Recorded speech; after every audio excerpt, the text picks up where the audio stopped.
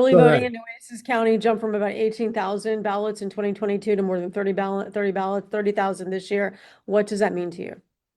So I think we have a lot of people who are becoming engaged to participate, but we also have people that want their voices heard, and so they're making sure that they're getting out there, they're casting their votes, and really showing how interested and how thoughtful they're being about the process itself. So 14% doesn't sound like a lot to start with, but it does tell us that people are active and they are interested and they are concerned about what's going on in politics in Texas. Does it signal a heightened engagement, though? Say that one more time. So Does it sorry. signal a heightened engagement? I think it does. We can't say definitively one way or the other at this point because it's too early to tell. But I think in comparison, when you look at 2022, when you look at 2018, we are seeing substantially more voters turn out for this primary cycle than we have in the past three. And so I think that's something important to realize. We don't know, we can't specify or say exactly why they're turning out, but something has gone on that has activated these voters that traditionally may have stepped aside or preferred not to cast their ballot, either because they didn't know who was running or why they were choosing who they were choosing, or they may not have been activated at that time. They may not have been old enough to vote, or they may not have been engaged in the process itself. So we can say there is more engagement. We can't say for sure why they are engaged at this point. So Democrats held a slighter edge in voting. Is that gap meaningful at this stage, or is it too soon to tell to draw conclusions at this point? So I think it's a little bit of both, right? Because it is meaningful that in a state like Texas and a county like Nueces that you are seeing more Democrats turn out than Republicans throughout the entire early voting process. Why that's the case, we can't say for sure at this point. There may be some crossover voting where you have Republicans who are casting ballots in the Democratic primary and vice versa. We can't say that for sure either. But the fact that every day they led and had more Democratic ballots cast than they had Republican ballots is significant in itself.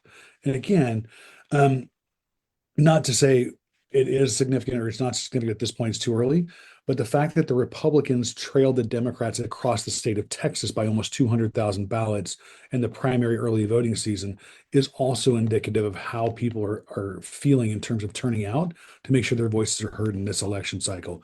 And that's telling. It could be the administration, it could be policies, it could be related to what we're seeing with customs and borders and border enforcement. Yeah. And other issues related to the deportations across the country and how that's playing out, especially in Texas. The other factor that could be is because Texas did a midterm or a mid-cycle redistricting of the state, adding five more districts that were Republican leaning. And there's a lot of frustration with the legislature because of that happening. And so I think this is also a factor in these early voting returns as well. Good, thank you. I didn't even think about that. Now, do you think this translates into a stronger overall participation, or does it simply shift when people vote? It's a little bit of both. Republicans typically don't turn out in early voting in the past, and we've seen them vote more resiliently, if you will, or more consistently on election day itself, whereas Democrats have been more of your early voter turnout. I think there is more engagement based on the numbers I'm seeing, not just in Nueces County, but across the state and really in some of the early voting in other states as well. Will this necessarily mean that we'll see more turnout in November? It's too early to say. It depends on the candidates, the state of the economy, and really what else is going on individually and collectively for the people who are casting their votes. All right, everybody's saying, "Oh, we're turning blue. We're going to turn blue." I don't see that happening at this point, but You know, it's interesting. You hear that across a lot of people. I hear some Democratic candidates saying it. There's also some fear amongst the Republican Party as well, because of the early voting numbers we're seeing, not just again Nueces County, but across Texas, and really some of the candidates that are running that are there's a fear of alienation of voters, whether they are Republicans who are saying, you know what, I'm not interested, I'm not comfortable with voting for these people, I'm going to step aside.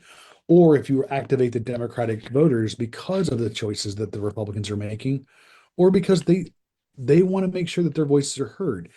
It's too early to say, although again, 200,000 votes in excess of Republicans, that's a not a strong indicator, but it's starting to fuel the fire, as one I heard one pollster say.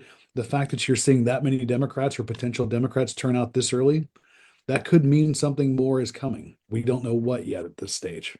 all right. Thank you, sir. I appreciate your time. Thank you for hanging in with me.